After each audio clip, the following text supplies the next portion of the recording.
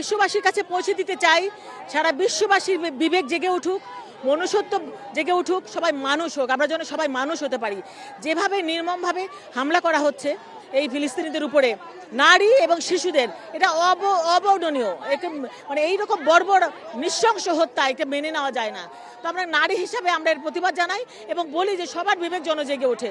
তো অন্তত মুসলিম বিশ্ব জেগে উঠুক। আমরা মুসলমান, যেভাবে মুসলমানদের উপরে হামলা হচ্ছে এটার জন্য আমরা তীব্র প্রতিবাদ জানাই এবং আমরা আশা করব সমস্ত বিশ্ব যেন আমাদের কাতারে এসে দাঁড়ায় এবং এর ফিলিস্তিনিদের পক্ষে দাঁড়ায় এবং আমরা যেন এটা বন্ধ করতে পারি এই নৃশংস হামলা। মানে সমস্ত বাচ্চা মানুষ ফিলিস্তিনের সারা অংশ টুকরো টুকরো হয়ে আকাশে উড়ে গিয়েছে।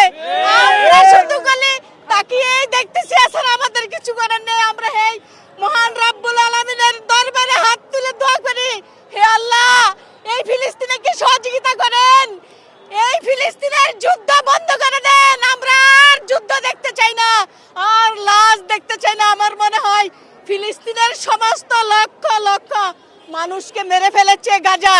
আর আল্লাহ তোমার আরশ থেকে এমন গজব পাঠাও যেন ফিলিস্তিনের মানুষ যে কয়জন আছে এরা যেন বেঁচে থাকে, আমরা যেন বলতে পারি ফিলিস্তিনিরাও এখনো আছে। সমস্ত ফিলিস্তিনদেরকে ধ্বংস করে দিয়েছে, মেরে ফেলেছে।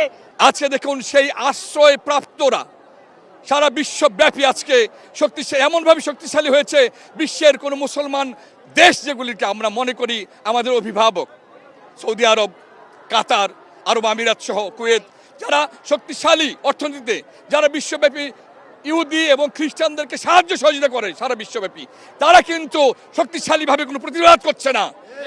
আজকে আমরা সারা মুসলমানদের, যদি একজন মুসলমানদের হৃদয় না কাঁদে সে কিসের মুসলমান? আমি ধিক্কার জানি আমাদের সেই সমস্ত মুসলমানদের যারা এই প্রতিবাদ করছে না।